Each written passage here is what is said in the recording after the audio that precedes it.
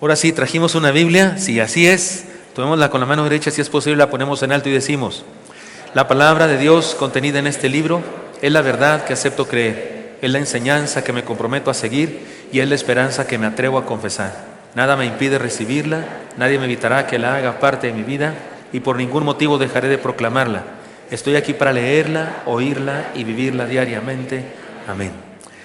Señor Santo, gracias por tu palabra preciosa, gracias porque es vida para nosotros. Si quieres hablarnos a través de ella, por favor hazlo, lo que tengas para nosotros, desafío,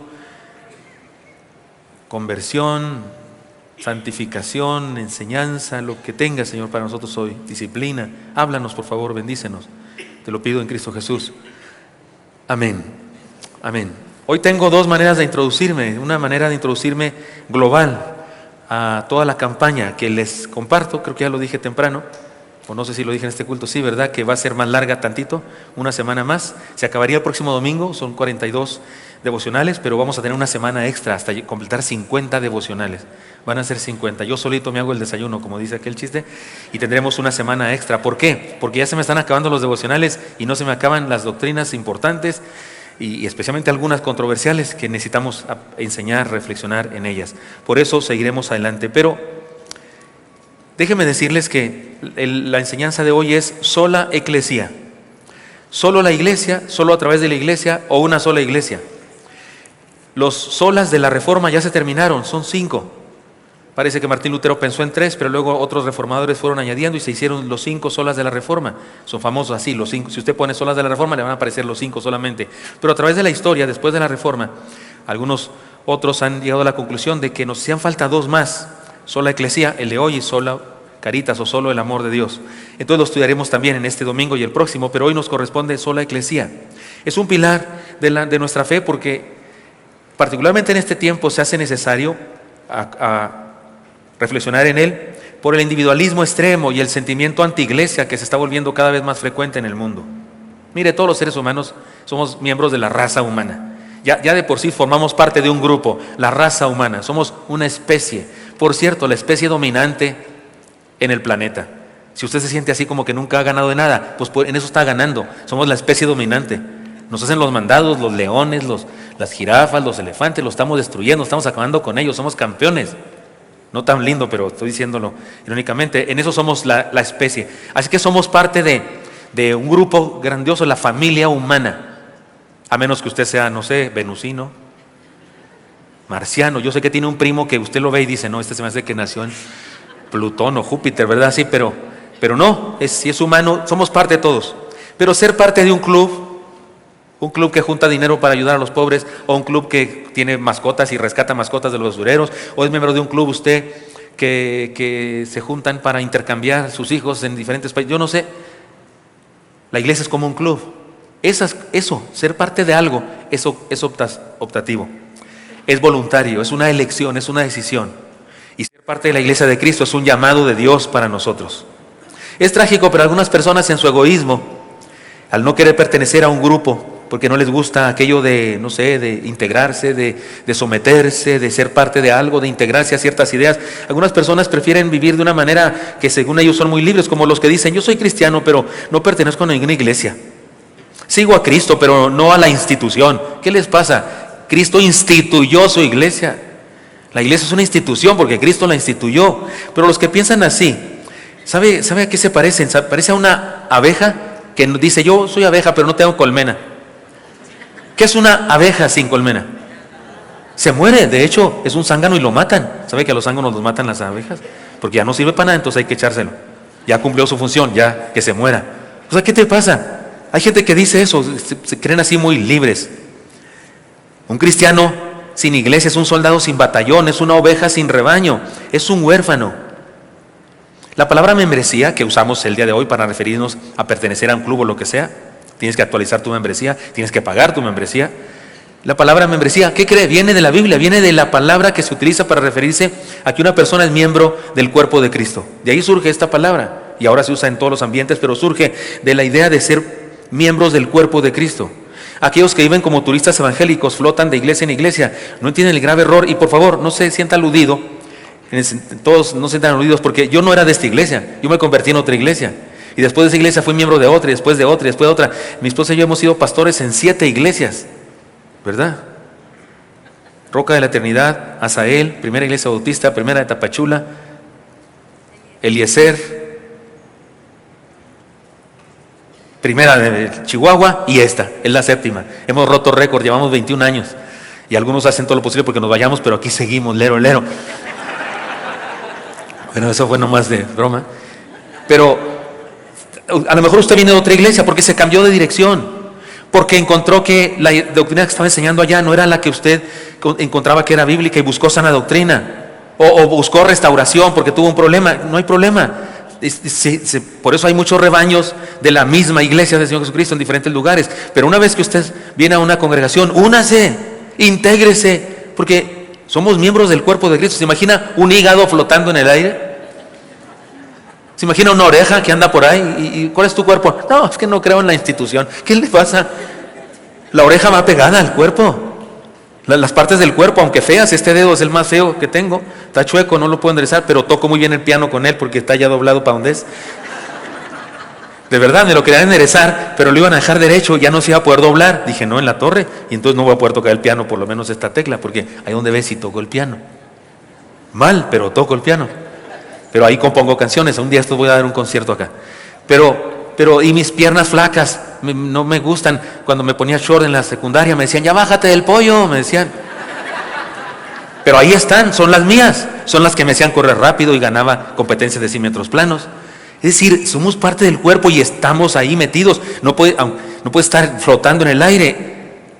El Señor Jesucristo creó su iglesia y ama su iglesia.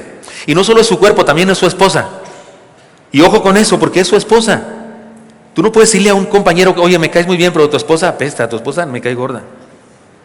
No se lo puedes decir, aunque sea cierto. Seguramente no se lo dices. ¿Con qué derecho se lo dices a Jesús? Oye, Jesús, yo te amo a ti, pero tu iglesia no, hombre. ¿Con qué derecho dices eso? Lo bueno es que la iglesia, aunque imperfecta, sigue siendo la única esperanza para la humanidad.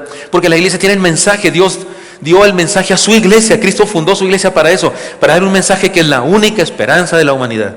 Por eso bendito sea el Señor, que todavía hay gente queriendo buscar a Dios y buscarlo en la iglesia. Por eso tengo una primera introducción, no es el video, por favor, no me pongan el video todavía, tengo una introducción diferente. Adelante, por favor, adelante con la primera introducción que tengo en relación a la iglesia.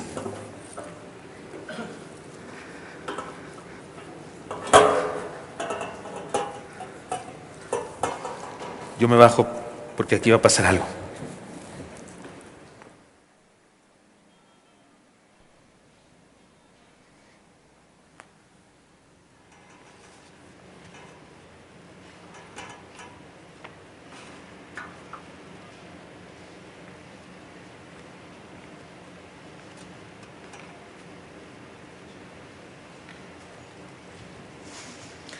Buenos días, Sigifredo. ¿Estás listo para comenzar?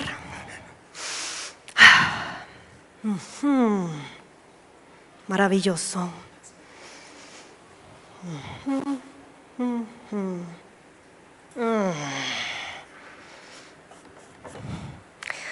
Ay, Sigifredo. Tantos años buscando la verdad y no la he podido encontrar. Lo único que quiero es expresarla artísticamente. Y el plazo se está acabando. 20 años de mi vida con esta encomienda y lo único que he obtenido son aproximaciones. Pero la he buscado, Sigifredo. Es que todo en la vida es vanidad. Quizá la verdad ni exista. Mira, la he buscado en los placeres de la vida. Viajes, dinero. Todo me lo han financiado, pero se volvió espuma, todo se desvaneció, nada duró más allá, nada trascendió más allá que mi imaginación.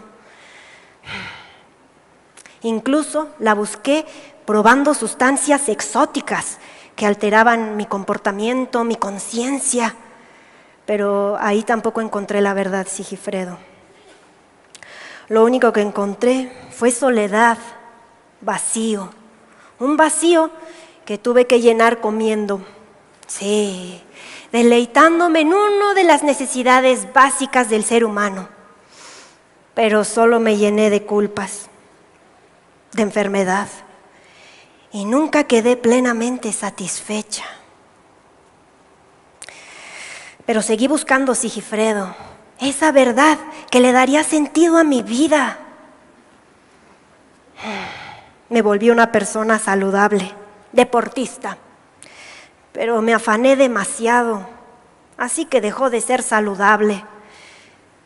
Comencé a desarrollar comportamientos obsesivos y poco a poco empecé a necesitar a más personas iguales que yo. Así que ocurrió, inevitablemente ocurrió. Me enamoré por primera vez. Creí que el amor era lo único verdadero. Se sentía verdadero. Por fin había encontrado mi verdad. Hasta que él me ahogó en lágrimas con su abandono, desdichado. Pero me vengué, Sigifredo. Busqué vengarme, enamorándome por segunda, tercera, cuarta, quinta y sexta vez, yendo cada vez más lejos con cada uno y a veces con cada una. Pero tápate los oídos, Sigifredo, tú no escuches eso. Olvida el tema. La verdad no está en la sexualidad ilícita.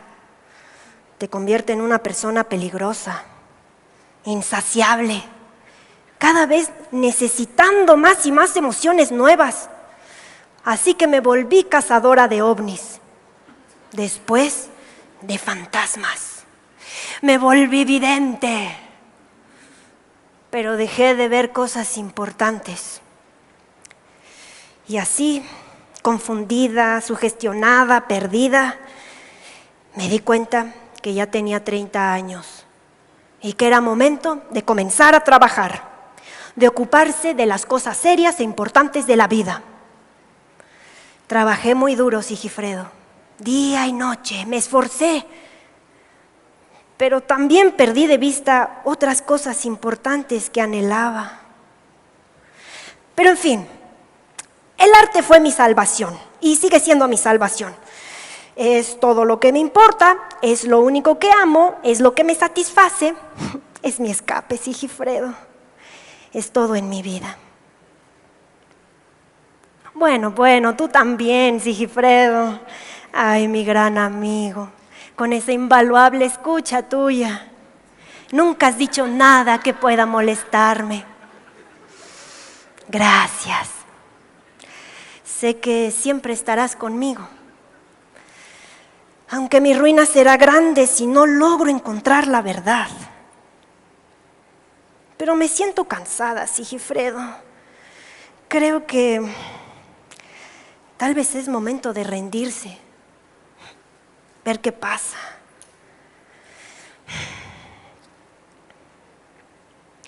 Espera, Sigifredo. Nunca lo he googleado.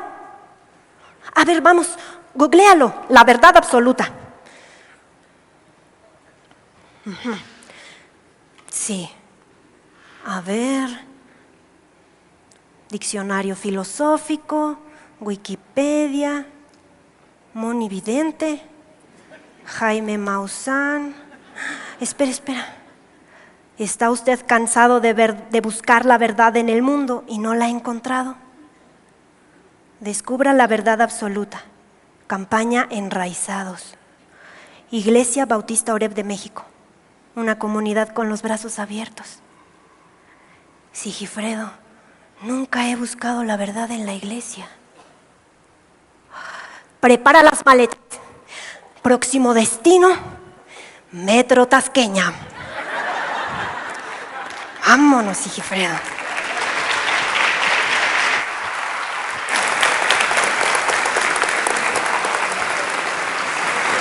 Gracias. Muy bien, próximo destino, Metro Tasqueña. Así le hizo usted, ¿verdad? Y aquí está desde entonces. Gracias, yo vi a este dama en la reunión de los Más 30. Me pareció que era importante que lo hicieran acá con nosotros también, para ilustrar la búsqueda que ciertamente todo ser humano necesita llevar a cabo. Y sí, la iglesia tiene respuesta, porque Jesucristo diseñó su iglesia para eso. Su esposa, el cuerpo de Cristo. El discipulado selectivo del Señor, me refiero cuando Él se apartaba con sus discípulos de toda la multitud y le dedicaba tiempo solo a ellos, los discípulos, los 12. En una de esas ocasiones, en su tercer retiro, el Señor los lleva aparte y les hace un examen. Los lleva para hacerles un examen, para preguntarles dos cosas. Lo vamos a leer el texto, pero déjenme anticiparlo. ¿Quién dicen la gente que soy? Y luego les dice, ¿y ustedes quién dicen que soy? Pero lo importante y trascendente de esto es que es lo siguiente, es que siempre nos quedamos en eso, en la pregunta y en la respuesta tremenda de Pedro. Tú eres el Cristo, el Hijo del Dios viviente. Pero la verdad es que Jesús hizo esa pregunta, ese examen, porque quería llevarles a una verdad más allá. Cuando Pedro responde también, como al aplicado alumno que era, Jesús le dice otra cosa. Le dice, y sobre esta roca edificaré mi iglesia, y las puertas del Hades, ni las puertas del Hades prevalecerán contra ella. Es decir, que ese discipulado selectivo, ese retiro espiritual que llevó a cabo con sus discípulos, ese examen que les hizo con dos preguntas, era para guiarlos a una tremenda verdad. Sola eclesia. Quería guiarles a decirles, necesito que me ayuden, necesito con ustedes formar una iglesia. Ese es el meollo del examen del Señor Jesucristo. Por eso les convoco para que estudiemos este pilar de la fe cristiana.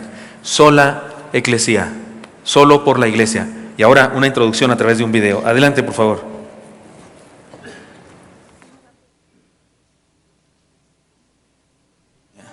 Solo la iglesia. Y yo también te digo que tú eres Pedro, y sobre esta roca edificaré mi iglesia, y las puertas del Hades no prevalecerán contra ella. Decir que no vas a la iglesia porque hay muchos cristianos falsos e hipócritas es tan absurdo como decir que no vas al gimnasio porque hay muchos que están fuera de forma. Desde el origen del mundo, el Señor ha utilizado seres humanos en sus planes. Cuando creó a la raza humana no lo hizo solo. Tomó barro y creó a Adán, y pudo haber tomado más barro para crear a Eva, pero no lo hizo así, sino que tomó de Adán su costilla y creó a la mujer. Y pudo tomar más barro de diversos colores para crear a todas las razas, pero no lo hizo así, sino que le dio la orden a Adán y a Eva para que llenaran la tierra teniendo hijos. Más tarde llamó a Abraham y le desafió para que colaboraran con él en la creación de un pueblo santo, y le anticipó que por medio de ese pueblo traería salvación a la humanidad. De ese pueblo nació nuestro Salvador, y el Señor Jesucristo de todos los pueblos del mundo hizo uno solo. Y ese nuevo pueblo de Dios le llamó iglesia. Familia de Dios, rebaño, pueblo, templo, edificio, ejército, asamblea, cuerpo de Cristo. La iglesia son los redimidos por la sangre de Cristo que se unen en un propósito santo para cumplir con la gran comisión, haciendo discípulos en todo el mundo, proclamando el evangelio, enseñando la palabra, sirviendo al prójimo, conviviendo en amor y adorando a Dios sobre todas las cosas hasta mostrar el carácter de Cristo. No son perfectos, pero están en el camino de la perfección. No han llegado a la meta, pero están en el proceso de alcanzarla. No son santos porque nunca pecan, sino porque siempre se levantan de nuevo, y se levantan de nuevo, porque aquel que murió por ellos los impulsa a seguir, a intentarlo de nuevo, a volver a comenzar, a seguir adelante, porque Él los santificó, los escogió y los ha hecho ser sus hijos, sus discípulos, sus mayordomos, sus soldados, piedras vivas de su templo, miembros de su cuerpo, ovejas de su prado. Los que no se integran a la iglesia pueden acusarnos de imperfectos, porque lo somos, pero no pueden acusarnos de no tener una meta, un proyecto de vida, una misión, un Señor y un Salvador al que obedecemos.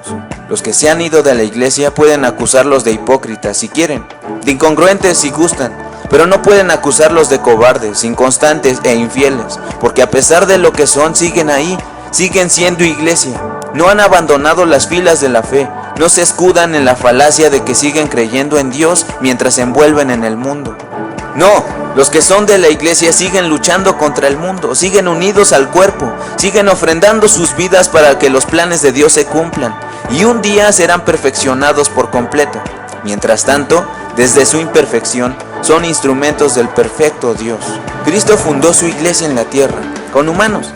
Así que la iglesia es terrena, no es del mundo, pero está en el mundo. Y es la agencia del reino de los cielos que tiene la misión trascendente de compartir y modelar la única esperanza de la humanidad. El Señor fundó una iglesia, sola iglesia, solo la iglesia. Es un pilar de nuestra fe y nos presenta una enseñanza fundamental. La salvación incluye nuestra incrustación, integración, inmersión en la iglesia. La palabra dice: entre nosotros unos son judíos y otros no lo son. Algunos son esclavos y otros son personas libres. Pero todos fuimos bautizados por el mismo Espíritu Santo, para formar una sola iglesia y un solo cuerpo. A cada uno de nosotros Dios nos dio el mismo Espíritu Santo. Así que la iglesia es la congregación de los salvos, la asamblea de los redimidos, la integración de aquellos a los que Dios ha llamado a la salvación. Es la comunidad que sana, que perfecciona, que ayuda a los heridos a levantarse, porque no está formada por seres celestiales, sino por humanos que van al cielo. Y como en el arca de Noé, la iglesia es la protección de aquellos que han obedecido a Dios y por su gracia han huido de la contaminación y de la destrucción del mundo. Que alguien diga que no se integra a la iglesia porque hay mucha falsedad e imperfección es tan absurdo como decir que no se quiere internar en un hospital porque hay muchos enfermos. Seamos la iglesia de Cristo, porque solo la iglesia es una verdad que debemos vivir.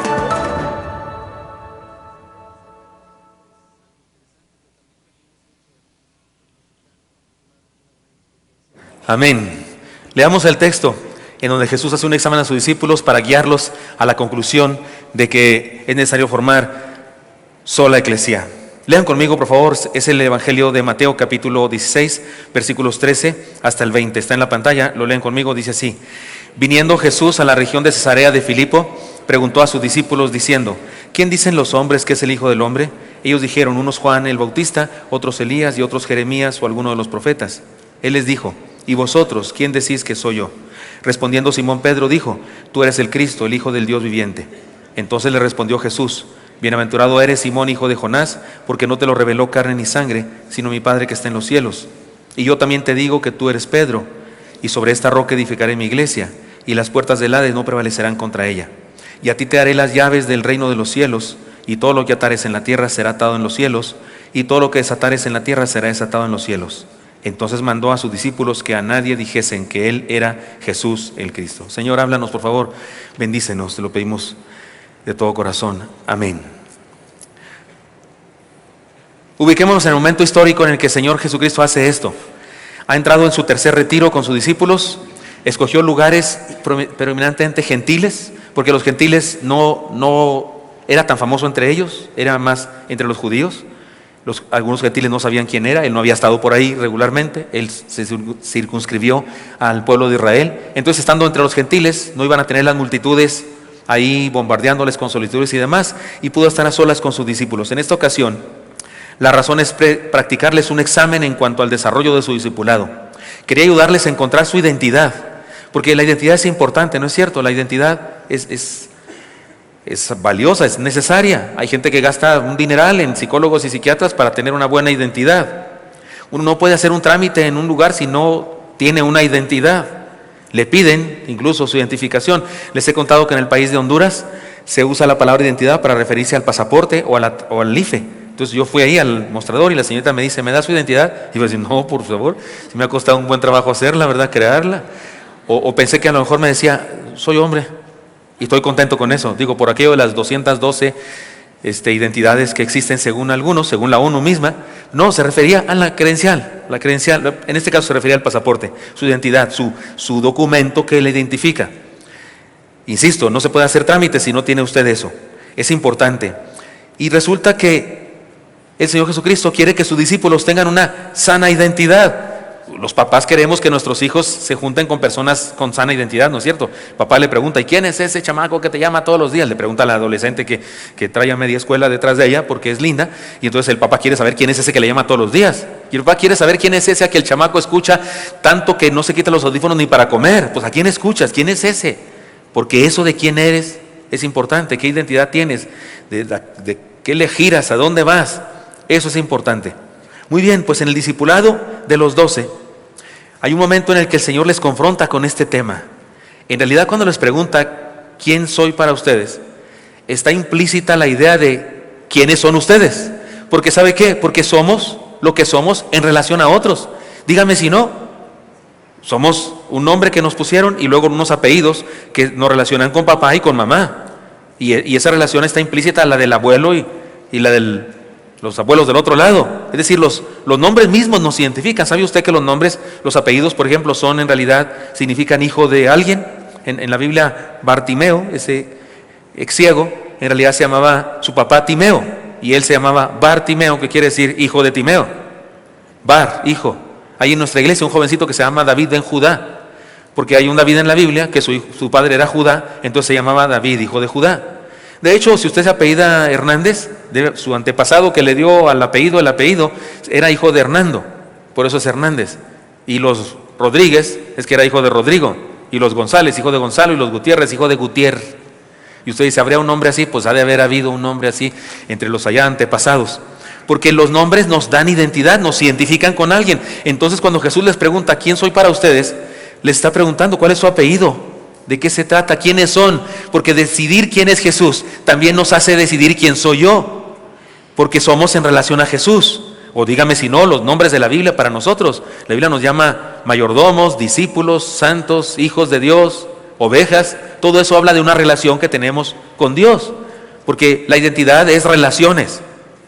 Pues bien, he aquí las enseñanzas entonces de este pasaje para nosotros y que repercuten con el asunto de sola eclesía, una sola iglesia, la iglesia de Cristo. Primera enseñanza, la iglesia de Cristo nos da identidad. Nuestra integración a la iglesia es un reto a tener una identidad trascendente. Mire, nuestra identificación, o como dirían en Honduras, nuestra identidad, nuestra identificación, dice cómo nos llamaron nuestros padres, dice desde cuándo estamos en la tierra, dice dónde comenzamos a estar en la tierra, a qué nos dedicamos y a qué familia pertenecemos.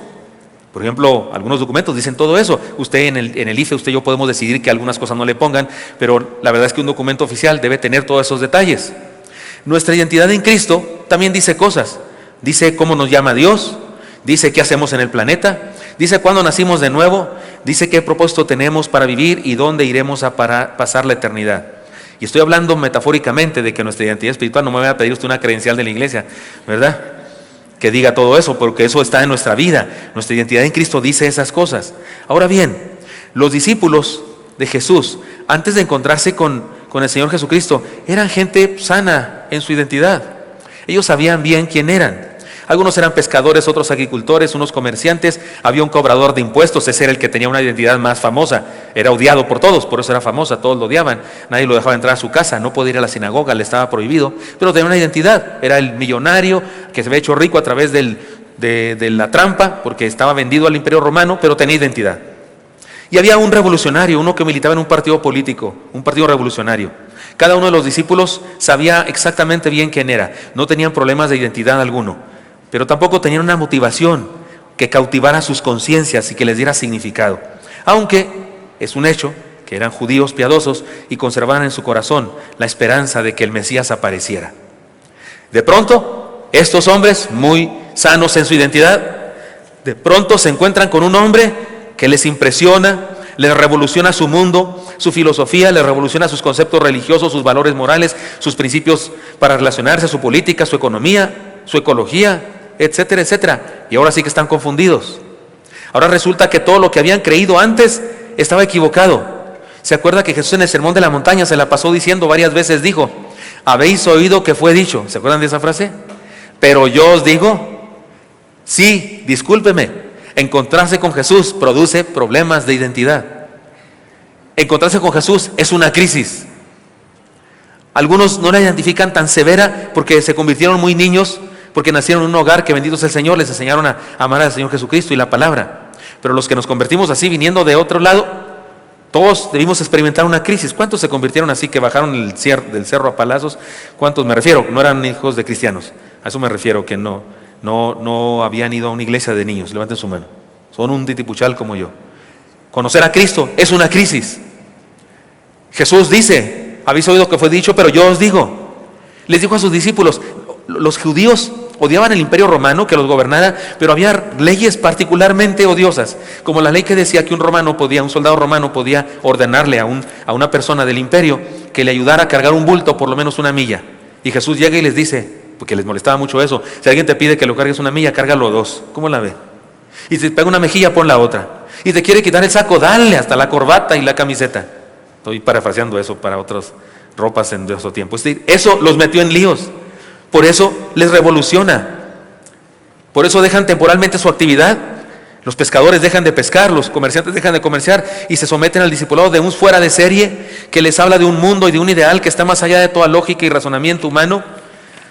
Y ahora sí que requieren de una terapia espiritual, una terapia psicológica, pues diríamos en nuestro tiempo, porque ahora sí su identidad está hecha garras. Ahora sí no entienden exactamente quién soy. Y hay varias escenas en el discipulado de ellos en donde manifiestan esa crisis que les digo, como por ejemplo cuando el Señor Jesucristo camina con ellos en el mar y luego les ordena y sucede una pesca milagrosa. ¿Se acuerdan qué hizo Pedro? Cae de rodillas frente al Señor y le dice: apártate de mí, Señor, que estoy muerto. ¿Se acuerdan de esa escena? ¿Han leído eso en la Biblia? Eso es una crisis. ¿Quién eres, Señor? Porque si tú eres quien pienso que eres, entonces yo estoy muerto en este momento, porque tú no eres de aquí. Conocer al Señor te mueve el tapete. Por eso me hacen llorar los adultos, los muy adultos, cuando se bautizan aquí. ¿Se acuerdan? Ustedes son del culto de las 12, los de los otros cultos no se acuerdan porque no habían venido. Pero ¿se acuerdan hace unos bautismos que bauticé a una ancianita de 100 años? ¿Alguien se acuerda de eso? Que apenas entró ya estaba bautizada porque ya le daba el agua como hasta acá. Cuando le pregunté me dijo glu, glu, glu en lugar de sí. No fue así, pero ¿sí se acuerdan? Y yo pensé, sí, a lo mejor era de otra iglesia y la bautizaron así de salpicada. Que eso no es bautismo, porque eso es salpicado, bautismo es inmersión. A lo mejor ya a esta edad se exaltar. No. He bautizado varias ancianitas, pero una en particular, no. Vivía la religión popular y tenía su casa llena de objetos. Y un día alguien le habló de Cristo y a su edad tuvo la lucidez, la sabiduría de decir: todo eso no sirve. Tírenlo todo, quítenlo de mi casa. Y decidió entregar su vida a Jesucristo. ¿Ha creído en Cristo? Sí, he creído. Decía ser discípulo de Jesucristo durante toda su vida. No me faltó decirle sí, aunque me quede poquita. No dijo eso, pero estamos de acuerdo que ya era más la que había pasado que la que iba a seguir, ¿no? Pero sí, por eso lloro cuando bautizo personas así. Dice la estadística que se convierten más los jóvenes que los adultos. Pero por esto, por la crisis que significa enfrentarse con Jesús y que resulta que nos cambia la jugada. Alguien me dijo una frase, ¿cómo me dijo? Cuando al fin supe cómo se decía estuata, ahora me la convirtieron en monumento. Cuando al fin supe cómo se decía estuata, ahora me lo hicieron monumento. O sea, es la idea. Llega Jesús, y según yo ya estoy identificado con algo, según yo ya sé quién soy, y de repente llega Jesús y me mueve el tapete. Eso les pasó a estos, por eso Jesús los lleva aparte. Y les dice: ¿quién dice la gente que soy? ¿Y quién dicen ustedes que soy yo? La misma pregunta, pero en dos niveles distintos. La primera es: ¿qué han oído? Y la segunda: ¿qué tanto ha influido eso que oyen para tener su concepto sobre mí? Pedro, siempre el atrevido Pedro es el atravesado, es el valiente, es el presente maestra, aquí estoy, era el aplicado del grupo. ¿Se acuerdan cuando Jesús resucita y las mujeres le dicen a los apóstoles que resucitó y que no hay nadie en la tumba, que está vacía la tumba, la piedra removida? ¿Se acuerdan? Salen corriendo Juan y Pedro. ¿Quién llegó primero a la tumba? Juan, ¿por qué? ¿Porque tiene primera, segunda y tercera velocidades o cartas? No, porque era más joven. Y Pedro llegó después de él. ¿Por qué llegó más tarde? ¿Porque tiene solo primera y segunda cartas o velocidades? No, porque era más viejo. Pero dígame una cosa, ¿Juan entró a la tumba? No, ¿por qué? Por mello, tenía mello. ¿Y Pedro qué hizo? Es el atravesado, de adentro se metió y vio los lienzos, porque es valiente, es atravesado, es, algunos dirían extrovertido, sanguíneo, dirían algunos, ¿verdad? Y se mete hasta dentro. No solo esa vez, cuando Jesús lo apresan, antes de eso todavía, cuando lo apresan y llegan los soldados y demás, siempre nos quejamos de que Pedro negó al Señor. La verdad es que los dos no lo negaron, con palabras, pero ¿dónde estaban? Patitas, ¿para qué las quiero? Dicen por ahí, ¿verdad? No estaban, ni siquiera podían negarlo. ¿Por qué? Porque ni estaban. Pero Pedro hizo algo atrevido cuando quisieron apresar al Señor. ¿Qué hizo Pedro? Sacó su espada y cortó oreja. Por eso algunos dicen que es el primer torero de la Biblia. El segundo es Pablo, porque escribe: tráeme el capote que dejé en Troas, en la casa de Carpio. Y sabemos que iba a España. Arza, pues que iba a la fiesta. Brava, dicen algunos. Todo eso son chistes bíblicos nada más. Pero sí era atrevido el tipo. quiso partir en dos a Malco, pero solo aquel era bueno para hacer el rolling que hacía Mohamed Ali, y entonces nomás le morchó la oreja, pero Jesús lo sanó. Es el atrevido, y aquí atrevido, tal vez representando a todos los demás, tal vez todos los demás pensaban igual que él, pero él fue el atrevido que dijo: tú eres el Cristo, el Hijo del Dios viviente. Y a esa palabra Jesús le responde: sobre esta roca edificaré mi iglesia, y las puertas de Hades no prevalecerán contra ella. ¿Podemos ver el asunto? El asunto de responder a la pregunta, ¿quién soy? Tiene que ver con esto, con la fundación de su iglesia. Que supieran que él era el Cristo y lo declararan como Pedro, que se identificaran con él plenamente, era sin duda un acto personal, pero no individualista, porque todos ellos, de acuerdo al plan de Dios, eran con los que iba a formar su iglesia. No tengo tiempo para darle a todo lo que se requiere argumentar en el asunto, pero el texto, me ponen el texto de sobre esta roca, por favor. Gracias. El texto, hay un problema aquí teológico a nivel todas las denominaciones e iglesias, especialmente con la Iglesia Católica. La palabra sobre esta roca, ¿qué es esta roca? La Iglesia Católica dice que es Pedro, y que Pedro es el primer papa, es la piedra principal de la iglesia, es la primera piedra. Pero usted y yo leemos en toda la Biblia que Cristo es la primera piedra, y que Cristo es la piedra principal, y es la piedra del ángulo. Entonces por eso los evangélicos nos hemos inventado la idea de que Jesús dijo: tú eres Pedro, y sobre esta roca edificaré mi iglesia. Pero no tenemos película para probar eso. No tenemos una película que diga que Jesús lo hizo así. Y la gramática dice que cuando un sujeto no está declarado, entonces debe tomarse el anterior sujeto. Y en este caso el anterior sujeto es Pedro, y el anterior al anterior es Pedro, y el anterior al anterior al anterior es Pedro, porque Cristo dijo: bienaventurado eres, Simón, hijo de Jonás, porque no te lo reveló carne y sangre, sino mi Padre que está en los cielos. Y yo también te digo, ahí está implícito el ti, ¿de acuerdo? Yo también te digo es a ti. Y luego dice: yo también te digo que tú es Pedro, eres Pedro. O sea que los tres sujetos anteriores son Pedro. Pedro, tú, ti, son Pedro los tres. Entonces esta roca tiene que ser Pedro, pero como piedra principal de la iglesia, no. ¿Qué está diciendo Jesús? Se lo explico rápidamente, lo he hecho antes, pero necesito explicarlo aquí ahora una vez más. Estamos repasando doctrinas. Cuando usted, un ingeniero, va a comprar material para hacer un edificio, ¿cómo dice? Necesito 10 millares de ladrillo. No dice ladrillos, dice ladrillo. Usted, señora, cuando va a comprar al mercado, dice: quiero 1 kilo de frijol. ¿A poco le dan un frijolote así de a kilo? No, le dan muchos frijoles, en plural, pero usted pidió 1 kilo de frijol, y son muchos frijoles. Se usa esa palabra para referirse a una clase. Usted compra 1 kilo de frijol y le dan muchos frijoles, pero todos son bayos, o ojo de cabra, o negros, peruanos. Si sé de cocina, ya ves, si tengo mi mandil. Es decir, cuando Jesús dice eso, no está diciendo que Pedro es la primera piedra, ni mucho menos. Pedro nunca se creyó eso. Más al rato veremos textos de Pedro donde él lo aclara. Está diciendo sobre personas como tú, todos aquellos como ustedes, porque seguramente los otros 11 también estaban de acuerdo. Todos aquellos que digan que yo soy el Cristo, el Hijo del Dios viviente, son piedra sobre la que edifico mi iglesia.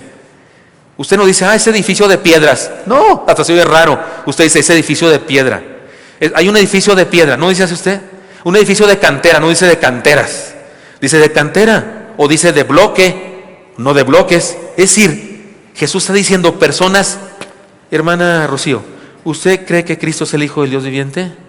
Usted es roca sobre la que Cristo edifica su iglesia. Ana, ¿usted cree que Cristo es el Hijo del Dios viviente? Usted es roca. ¿Todos aquí creen que Cristo es el Hijo del Dios viviente?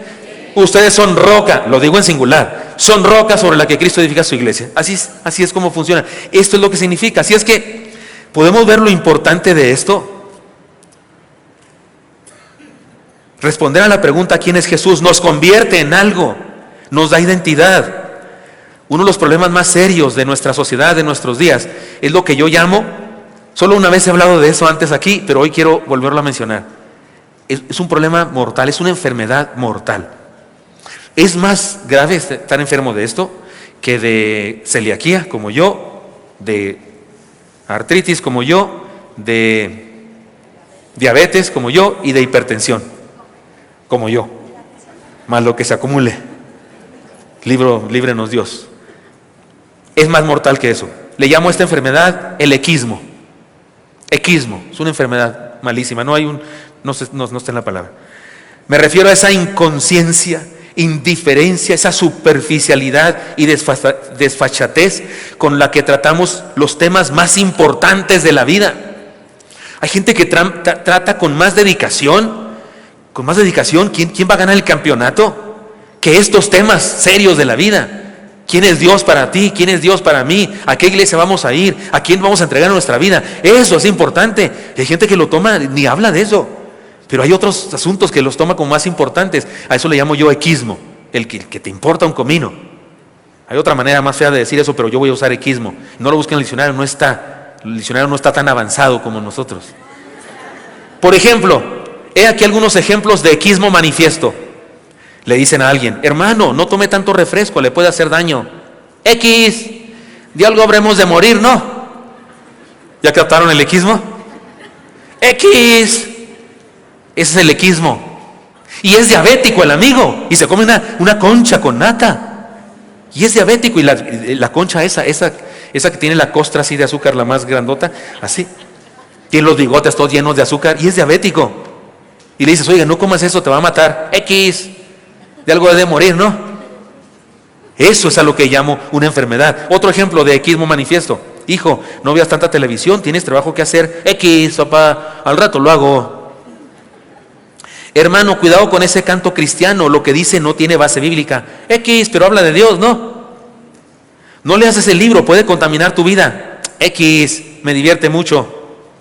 Defendamos lo que dice la palabra de Dios respecto a la vida antes de nacer. Esos son seres humanos. No los puedes matar, no los debes matar. La identidad sexual, hombre, mujer, varón y hembra los creó. Los valores de la familia. X, pastor, no sea tan exagerado. Hay que tener tolerancia. ¿Me estoy explicando lo que es el equismo? No, dígame, ¿no es mortal? Le sigo. No escuches a los falsos profetas y falsos apóstoles. X, salen en el canal cristiano, ¿no? No veas programas que contaminan tu vida. X, todo el mundo lo hace. Oye, te invito a la iglesia. ¿Por qué dejaste de asistir? Dios quiere bendecirte, regresa a la iglesia. X, yo oro, leo la Biblia y me porto mejor que los hipócritas cristianos. Oye, ven a la iglesia, pero intégrate. No vengas solamente una vez al mes. O Semana Santa, Navidad y Año Nuevo. Intégrate, asiste regularmente. X, yo creo en Dios y con eso basta. ¿Me estoy explicando claramente? Es una enfermedad. Es no tomar en serio las cosas más serias de la vida. Es una dejadez. Y eso hace posible que malos hábitos contaminen nuestra vida. Hace posible que contravalores ataquen nuestra vida en familia. Y hace que las desviaciones teológicas contaminen nuestras convicciones. Pero lo más grave de todo, hace que nos alejemos de aquello que el Señor creó para mantenernos firmes, su iglesia. El equismo, vamos a decir a todo, X, es una estrategia de autodestrucción. Es un suicidio moral y es un acto de cobardía. Algunas personas ahora resulta que manejan la fe así como muy intelectualmente, ¿no? Sí, Jesús, nuestro Señor, es un gran hombre, un gran filósofo. No, perdóname, no es cierto.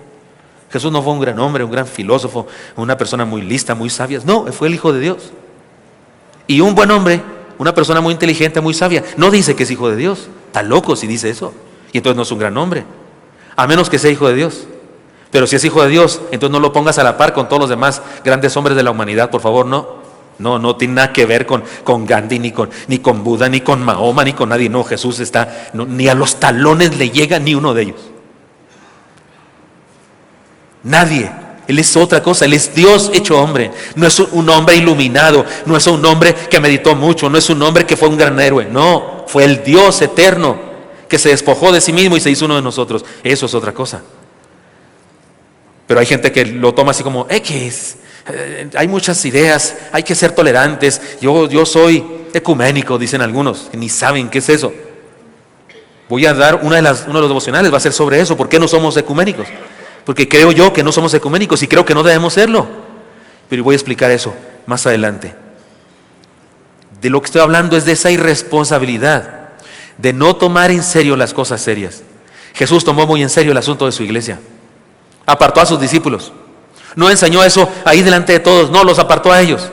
Y en privado con ellos les guió a identificarse con Él para formar su sola eclesia, su iglesia. La única manera de contrarrestar esta superficialidad de la vida, es aceptar el reto de conocer a Jesús como Señor, como Salvador, como Rey de nuestra vida y tomar la firme decisión de ser parte de su iglesia. Y en segundo lugar, la iglesia de Cristo nos da un proyecto de vida eterno. Primero dijimos, nos da identidad, pero también nos da un proyecto de vida eterno. Nuestra integración a la iglesia es un reto a contrastar, es un desafío a ser diferentes. Miren, el Señor escogió un sitio multicultural para hacer aquella pregunta. No la preguntó en la sinagoga, no la preguntó en Israel, no la preguntó ahí rodeado del templo de Jerusalén, el templo que edificó Salomón y después reedificaron otros, Esdras, Nehemías, Zorobabel, recuerdan ustedes. Y recientemente, cuando Jesús estaba ahí, un Herodes había reedificado el templo, cosa curiosa.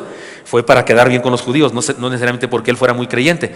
Pero Jesús no hizo la pregunta ahí en el templo, no, se los llevó Cesarea de Filipos, terreno gentil, con ciertas características interesantes. Se llamaba Cesarea de Filipos porque es una ciudad que Felipe el tetrarca llamó así en honor a César, Cesarea. Y para distinguirla de la otra Cesarea se llamó Cesarea de Filipos porque este Felipe, uno de los Herodes, la segunda generación de Herodes, lo hizo. Antes Herodes el Grande, el anterior, el padre de estos tres Herodes que después estuvieron, porque cuando Jesús nació hubo un Herodes, cuando estuvo un adulto había tres Herodes, hijos de él, y uno de ellos era uno de estos. Y este quería quedar bien con Roma.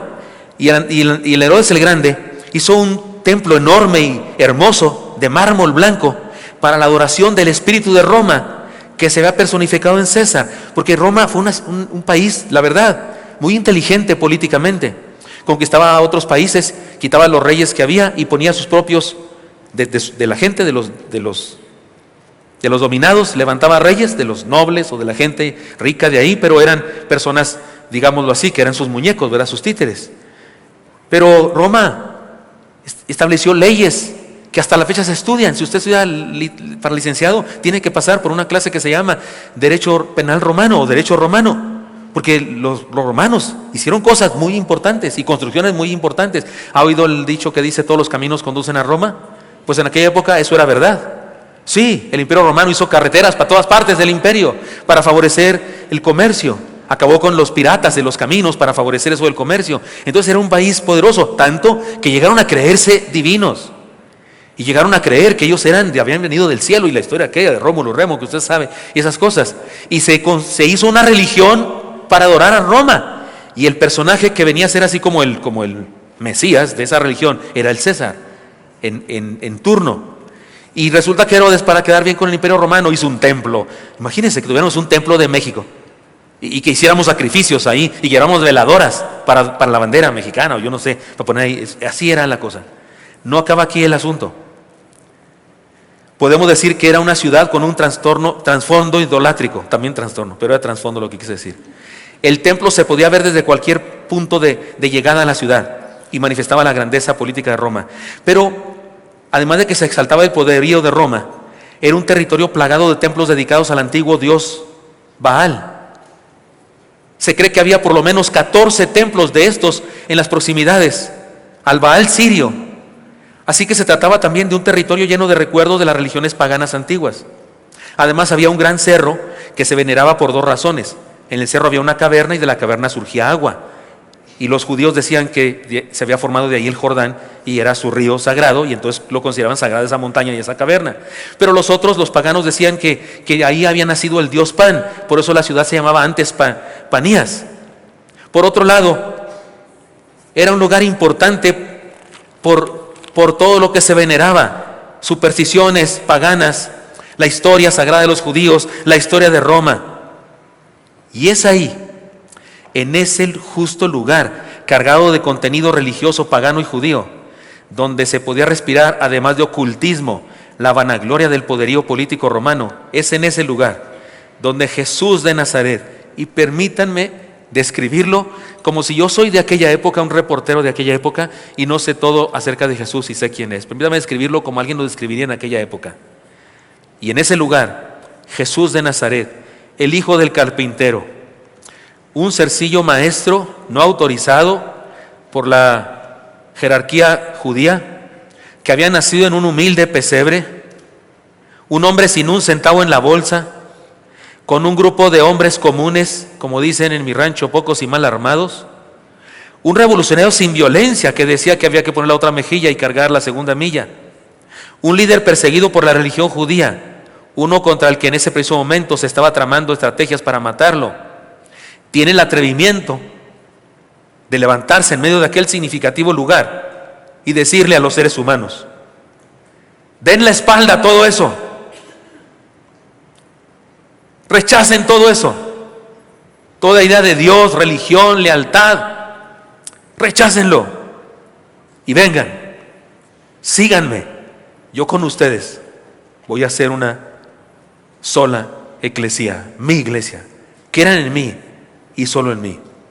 Cualquiera que analiza las cosas desde ese punto de vista tiene que entender que Jesús tuvo un gran atrevimiento al hacer esto. ¿Sabe qué se parecería? A que vamos al Zócalo, ustedes y yo, y ahí está una catedral hermosa, aunque la leyenda dice que iba a ser la catedral de Puebla, ¿no es cierto? Y que la que hay en Puebla es la que debía estar acá. Eso es otro chisme que, si no se lo sabía, ya lo metí en líos. Pero ahí está una gran catedral, y al lado los vestigios de las religiones antiguas, ¿no es cierto? Sí, Templo Mayor. Y donde quiera, si usted escarba, va a encontrar más vestigios, ¿no es cierto? Y acá está un señor vendiendo la Magna Cruz magnética. Y por allá está una persona haciendo limpias. Trae incienso, trae hojas de pirul y blanquillos, y usted puede, y por 20 pesos le hace una limpia así. Y la mala suerte se le va y consigue esposo y le regresan al trabajo. No vaya a ser que lo grabaron, lo borran o algo así, porque estoy diciéndolo con ironía. ¿Se notó la ironía? Y por acá está una persona, un Hare Krishna, descalzo, pelón, de blanco, con una colita así larga.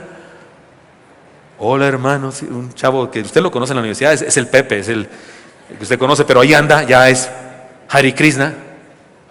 Y en todas las tiendas alrededor hay una de dos cosas: una estatua de la Santa Muerte o unas ovejas con unas monedas pintadas de oro, que no son de oro porque ahí en el centro donde más te pueden robar, porque las ovejas atraen la lana. ¿Sabían ustedes eso?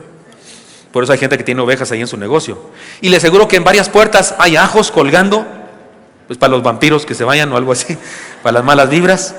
Hay plantas de sábila con moñitos rojos, y si sabes, y si los pone también, con moñitos rojos. Y hay una tienda ahí, un cuartucho, donde una persona le lee lo que le queda del café turco, y acá una persona que le lee el tarot chino, el tarot árabe, el tarot no sé qué, las cartas, sí, y otra persona por acá le lee la mano. Hay uno que incluso le pone a usted una babosa, un caracol de esos, y la baba que le deja se la leen. Yo también la puedo leer, está sucia, le digo, ya leí todo. ¿No es cierto que hay todo eso en la Ciudad de México? Unos matachines ahí, hablando de la revoltura que hay entre el cristianismo deteriorado de la Edad Media mezclado con nuestros antepasados. Imagínense, estamos ahí en el Zócalo y usted y yo damos un recorrido por todo eso, y de repente Jesús se para enfrente de nosotros y nos dice: a la basura todo eso, crean en mí solamente y formen conmigo mi iglesia. Eso es lo que está haciendo Jesús aquí. No, nadie debería decir X, son ideas religiosas. No es X, es lo más importante de la vida. Decidir quién es Jesús para ti, para mí, es lo más importante. Y miren nomás en qué contexto Jesús hace esa pregunta. ¿Quién dices que es Jesús? ¿Quién es Jesús para ti? Cuando podemos contestar correctamente esa pregunta, nos encontramos con el fundamento de nuestra identidad. Entonces sé quién soy. No soy solo Gilberto Gutiérrez, no, soy el Hijo de Dios. Soy un discípulo de Jesucristo, soy un mayordomo del Todopoderoso, soberano Dios. Soy un soldado del ejército de la fe. Soy una oveja de su prado, oveja de su rebaño. Más nombres en la Biblia aparecen que soy eso, y tengo identidad. Entonces, sobre esta roca edificaré mi iglesia, dijo Jesús, y las puertas del Hades no prevalecerán contra ella. Ser iglesia es una identidad que nos distingue de cualquier otro credo, una identidad gloriosa en medio de cualquier contexto religioso, político, filosófico. Nos hace emerger como diferentes. Vivimos en una sociedad inmersa en el engaño de la nueva era. Una sociedad donde la religión más popular es mezcla de cristianismo deteriorado de la Edad Media y paganismo moderno. Una sociedad que se enfila hacia la formación de una religión universal, tiránica, intolerante contra el cristianismo y peligrosamente popular. Al caminar por las calles podemos notar decenas de templos en donde la ignorancia y la idolatría se mezclan. Culto a la muerte, esoterismo, religiones orientales, parapsicología, brujería, santería, espiritualismo. Algo profundamente triste es que ya podemos encontrar en este momento templos antes evangélicos, porque no puedo pensar que sigan siéndolo, antes evangélicos que ahora lucen en las puertas o en el frontispicio, así se llama, en la parte alta de la puerta de los templos lucen una bandera multicolor, manifestando su identificación con el movimiento LGTB. En los medios masivos y escuelas no se puede hablar de Jesús, porque es la educación laica, pero se habla de estas cosas. Se hacen rituales paganos en la televisión y en las escuelas. Este es el contexto en el que Jesús nos sigue llamando y nos sigue preguntando, ¿quién soy para ti? Porque ¿quién soy para ti? También dice, ¿quién eres tú?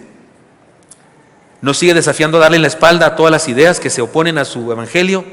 Nos sigue dando la oportunidad de adquirir una gloriosa identidad. Nos sigue preguntando, ¿quién soy para ti? Y responder a la pregunta, aprobando o reprobando, tiene una gran importancia. Tú eres el Cristo, el Hijo del Dios viviente. Por eso es tan emocionante cuando los que se bautizan, has creído en Cristo como tu único y suficiente Salvador personal para perdón de pecados y promesa de vida eterna. Sí, he creído.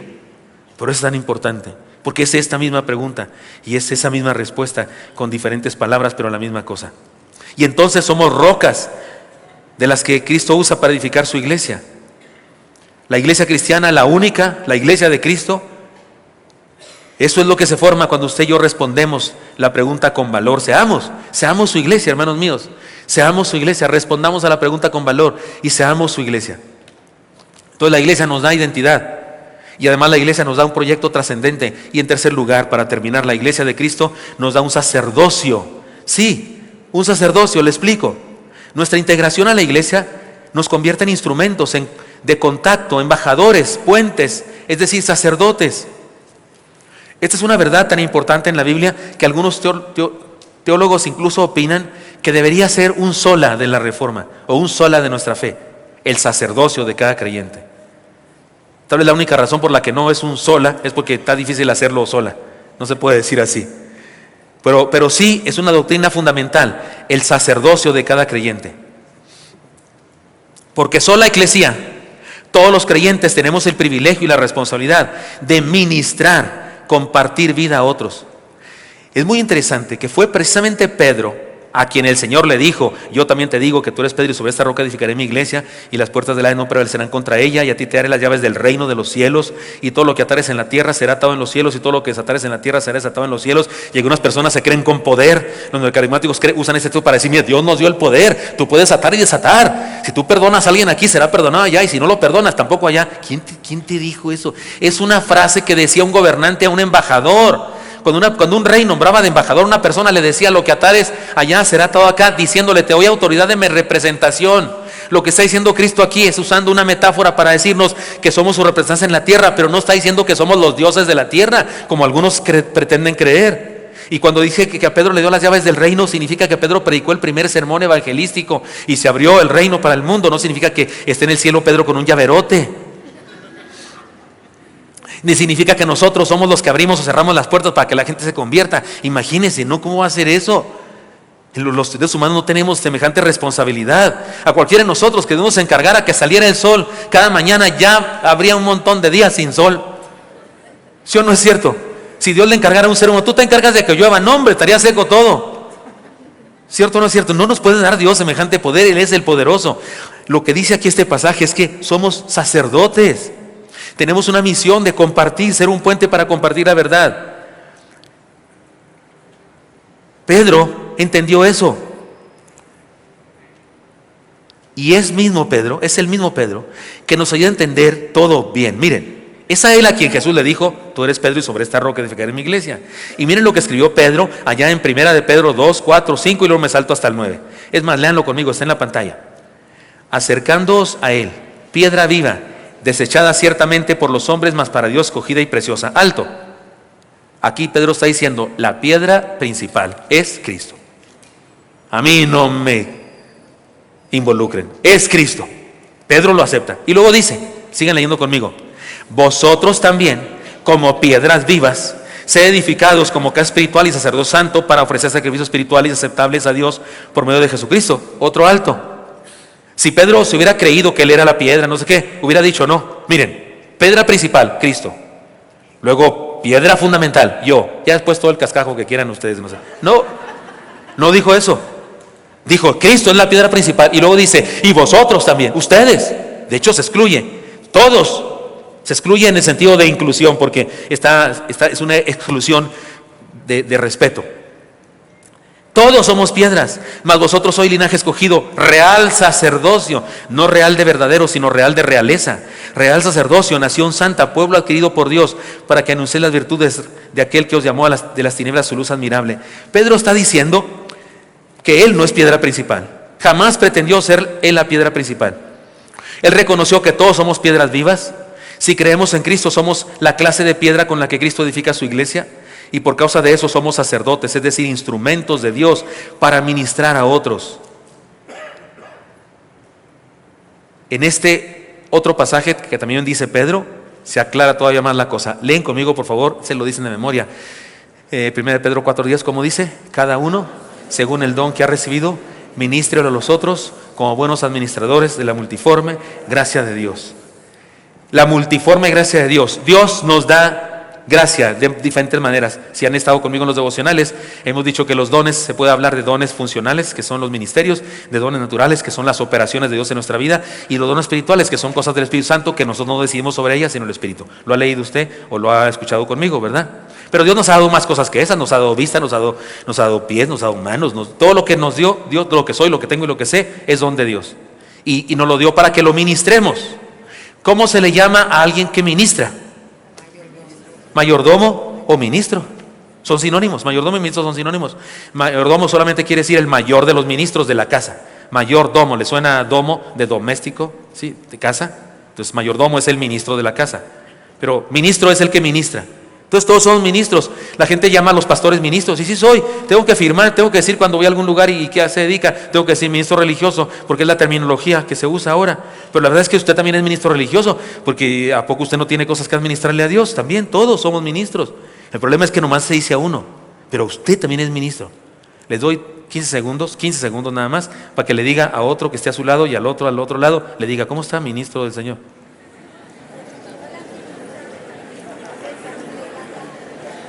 ¿Cómo está, ministra del Señor?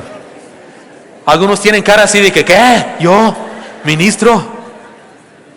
Algunos tienen una sonrisa de que nunca nadie les había dicho ministro. Y está empezando en Cantinflas, el ministro y yo. Somos ministros, somos sacerdotes. Le administramos a Dios algo. Antes de la Reforma, en la iglesia dominante, los creyentes se dividían en dos, clérigos y laicos.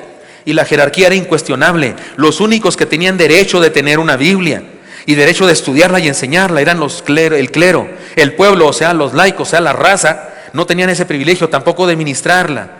En nuestra iglesia todos estudiamos la Biblia, todos compartimos nuestra fe, todos enseñamos, realizamos el ministerio a todos. Y los pastores también son laicos, también, porque el laico viene de pueblo, laos, pueblo. Pues ni modo, ¿de dónde soy yo pues si no soy pueblo? Yo soy pueblo, soy raza, soy ñero. Ñero viene de compañero. Entonces soy ñero, ni modo que qué. ¿O a poco soy acá? Hay quienes se creen eso, hay que no toquéis a mis ungidos. Pues los ungidos somos todos en la iglesia, no toques a nadie pues. Todos somos ungidos. El ungido, esa es otra cosa. El ungido es Cristo, el único ungido. Todos los demás somos los ungidos, así en general. Todos somos raza, todos somos pueblo. Por eso hay personas que piensan que yo debería predicar más solemnemente, que debería hablar yo más, así tipo Cristo de la película el Calvario, ¿cómo se llama? El Mártir del Calvario, de Rambán, ¿se acuerdan ustedes? Mirad las aves que no, de acá que acababa la frase yo estaba dormido. Yo no me imagino a Cristo así, por Dios. Debió ser diferente, pero hay quienes piensan que yo debo predicar así más solemnemente, hermanos míos, porque el piélago insondable de la gracia de Dios infinita les cubra con un manto precioso para que en ustedes, no, yo no puedo predicar así, no soy yo, es una hipocresía, es una actuación. Y hay quienes piensan eso, porque piensan que debo dejar de ser raza y convertirme en algo. Esto está alto para que se vea, no porque es otra cosa, es para que se vea uno. Por eso me gustan los teatros, como cuando se predica ahí en el Anglo, es al revés, es para abajo, ¿no es cierto? Los demás son los que están arriba. ¿Han notado eso? Y el predicador está abajo porque los demás están más arriba. Pero hay iglesias donde no, hombre, está en alto y luego además hay bardas. Hay bardas, o sea, el lugar santo, lugar santísimo, y luego el más santísimo y santo todísimo. Hasta templos evangélicos que tienen así, como altares, como escaños. ¿Qué es eso? Quebremos eso todo. Somos raza todos, pueblo todos, pero todos sacerdotes, real sacerdocio, instrumentos de Dios para hacer que por nosotros pase el mensaje del evangelio a otras personas. Esta es otra de las bendiciones de la iglesia, nos da sacerdocio. Solo hay uno al que puede llamársele sumo pontífice, es decir, el sumo puente, el sacerdote principal, solo uno. Es blasfemo, herético llamarle así, sumo pontífice, a cualquier otra persona de este mundo, sea argentino, mexicano, italiano. ¿Me estoy explicando? Solo Cristo es sumo pontífice. ¿Están de acuerdo conmigo en eso? Solo Cristo. Todos los demás somos puentes, pero el sumo es Cristo. Todos discípulos, sacerdotes, porque constituimos un puente por donde la gente puede llegar al evangelio. Así es que la iglesia nos da identidad, la iglesia nos da un proyecto trascendente y la iglesia nos da un sacerdocio. Así que hay un desafío a ser la iglesia, desafío a tener una identidad sana, a ser parte del proyecto trascendente y a ejercer un sacerdocio. Es ridículo que algunas personas estén hablando, vociferando en contra de la iglesia. Si hablas en contra de la iglesia, hablas en contra de ti. Y si no es en contra de ti, de quien hablas, entonces no eres parte de la iglesia. Entonces no eres salvo.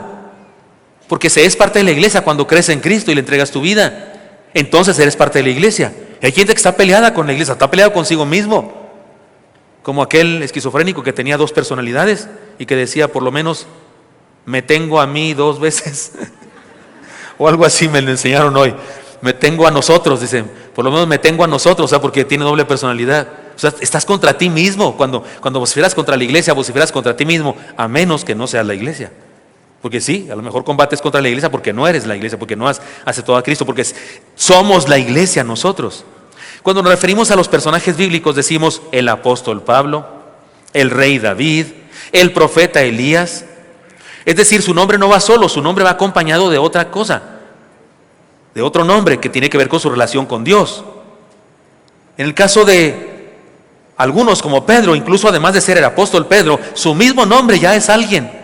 Porque se acuerdan que Pedro no se llamaba Pedro. A Pedro no le puso Pedro su papá ni su mamá. A Pedro le pusieron Simón. ¿Están de acuerdo? Simón. Sí, sabía que iba a decir alguien Simón. Simón no se llamaba Simón, se llamaba... Simón se llamaba Simón. Pero Dios, el Señor Jesús le puso Pedro. Y se trata de un sobrenombre que tendría que ver con lo que iba a hacer con él y con lo que él iba a decir después, para simbolizar su transformación. Es decir, que los héroes de la fe son lo que son por lo que decidieron respecto al Señor. Lo mismo pasa con nosotros. El día de hoy vivimos en un tiempo de lo que yo llamo esquizofrenia de la fe. Es impresionante este problema. También podríamos llamarle eclecticismo patológico. Es decir, hay gente que cree una mezcla de ideas cuyos credos se contradicen, pero en su credulidad se confunden y se convierten en personas esclavos de la moda. Porque el día de hoy hay gente que quiere un montón de cosas. Casi todos los que son santeros y que hacen limpias y no sé, que también son católicos. Y eso está prohibido por la Iglesia Católica. Pero no importa, se revuelve todo. Hay gente que así tiene una revoltura, creen en todo. Eso le llamo yo esquizofrenia de la fe, eclecticismo patológico. Y se confunden. Pero usted y yo tenemos identidad. Por eso usted y yo ya no somos solamente lo que somos, no. Algunos aquí somos el hermano fulano, por lo menos. O el maestro perengano, o el siervo sutano, o el líder de zarza no sé qué, o el augier no sé cuál, o la presidenta de no sé qué. Somos algo por lo que hacemos también, por nuestra relación con el Señor. Y es hermoso. El Paz Gilberto.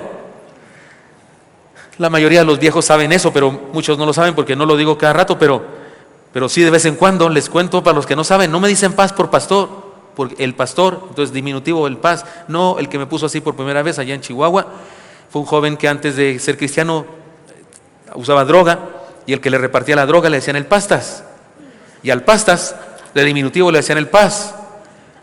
Y entonces cuando él se convierte, llega a la conclusión de que yo soy el nuevo repartidor de droga, pero en el sentido espiritual. Él era cholo, así de esos que hablan así, no, es cuando ando yo acá bien blue, bien azul, ando prestando. Entonces voy con el paz, me doy una sobredosis, me pongo bien high hasta arriba en hechizos. Es decir, hablaba así, ni sé imitarlo bien, pero un vocabulario muy extraño. Pero él decía que cuando estaba así como triste iba conmigo y entonces recibía una dosis doble.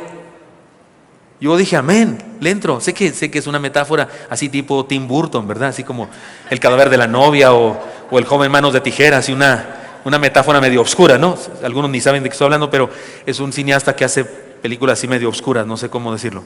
Y esta es una metáfora así, como oscura, ¿no? Pero le entro. Si ese joven me puso ese sobrenombre pensando que eso soy, sí soy, sí le entro. Y entonces tengo identidad. Entonces, ¿a qué me dedico? Entonces tengo sacerdocio, tengo un propósito trascendente y sé quién soy. Y sí tenía problemas de identidad yo antes de conocer a Cristo. Sí que tenía traumas. Todavía no los supero todos, pero sí tenía traumas bárbaros. Pero llegó Cristo a mi vida y me dio identidad. Y ahora no soy el flaco, ojeroso, cansado y sin ilusiones, a punto del suicidio. No soy ese. No, soy Gilberto Gutiérrez Lucero, el Paz, siervo de Jesucristo. Y todo lo que voy a decir enseguida, usted lo dice de sí mismo también.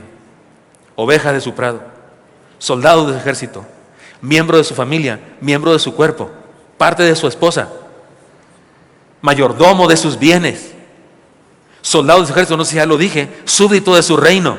Todo eso soy. Oiga, ¿y hay quien dice que tengo problemas de identidad? No, hombre, si al contrario, tengo demasiada identidad. Tengo demasiadas cosas que soy, gloriosas.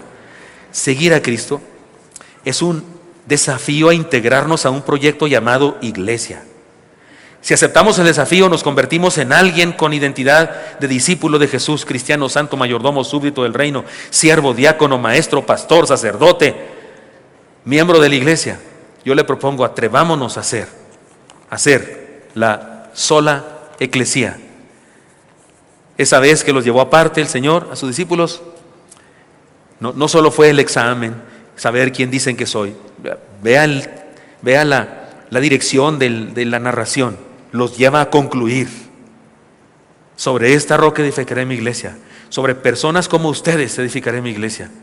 Así que el examen tenía la intención de llevar a los discípulos al desafío a hacer su sola eclesía, la iglesia de Cristo. La única, la que está multiplicada en diferentes comunidades locales, pero que es la única, la sola eclesía de Jesús, su iglesia. Vamos a orar, pero yo sugiero que es un buen momento para meditar y decirle al Señor, Señor, perdóname si he vivido con esa idea de que eso de ir a la iglesia, pues sí hay que ir, pero si un día no puedes ir, pues ¿qué tanto es? O si participas y si no participas, si colaboras o no colaboras, no. A lo mejor debemos pedirle perdón al Señor y decirle, Señor, perdóname, ahora sé lo serio que es este asunto. Y quiero ser, Señor, de tu iglesia. Te digo sí. Quiero tener esa identidad, quiero tener ese propósito trascendente y quiero tener ese sacerdocio que tú le das a los que forman parte de tu iglesia. Cuenta conmigo, Señor. Dígaselo ahí en su corazón, por favor. Señor, gracias. Gracias por llamarnos, Señor, por llamarnos aparte y enseñarnos esta hermosa lealtad a la que podemos entregar nuestra vida a ti, Señor. Nuestra ciudad, Señor, ciertamente está inundada de credos, montones de ideas, y algunas se mezclan incluso con las ideas religiosas del mundo evangélico incluso. Ayúdanos, Señor, a distinguir eso y a renunciar a cualquier lealtad, cualquier credo que no corresponde a tu palabra, y a decirte sí a ti, Señor. Danos sabiduría, danos valor. Creo que la mayoría de los que estamos aquí, Señor, queremos hacer eso. Queremos decirte sí, Señor, cuentas con nosotros. Queremos ser tu iglesia, rocas de las que tú usas para formar tu iglesia. Tómanos en tus manos, bendícenos. Ore, por favor, y en su corazón, ore, dígaselo al Señor. Dígaselo, hermano. Si él quiere decir, Señor, perdóname, pero ahora, a partir de ahora, seré miembro activo, miembro comprometido de tu iglesia. Dígaselo. Y usted que nunca ha sido miembro de la iglesia, tal vez usted le tiene que decir, Señor, quiero ser parte de tu iglesia a partir de ahora. Dígaselo ahí en su corazón, por favor. Hable con él. Voy a orar por usted de manera muy especial y le pido un favor. Si usted le está diciendo a Cristo, quiero entregarte mi vida por primera vez, quiero ser parte de tu iglesia, le voy a pedir que haga una cosa.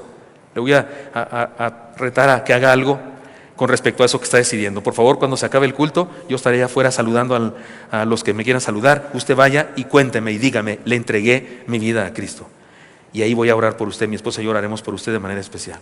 Señor Santo, pongo en tus manos a mis hermanos y hermanas y a mis nuevos hermanos. A los que están hoy diciéndote que quieren comenzar a ser parte de tu iglesia porque quieren entregar sus vidas a ti, escúchales, Dios, por favor, y sálvales. Y bendice a cualquiera que reconoce que necesita fortalecer su relación con tu iglesia y ser un miembro activo, bendícele. Y bendícenos a todos, Señor, y haz de nosotros tu rebaño, tu iglesia, tu edificio, tu ejército, tu familia. Estamos en tus manos, bendito seas, en Cristo Jesús. Amén.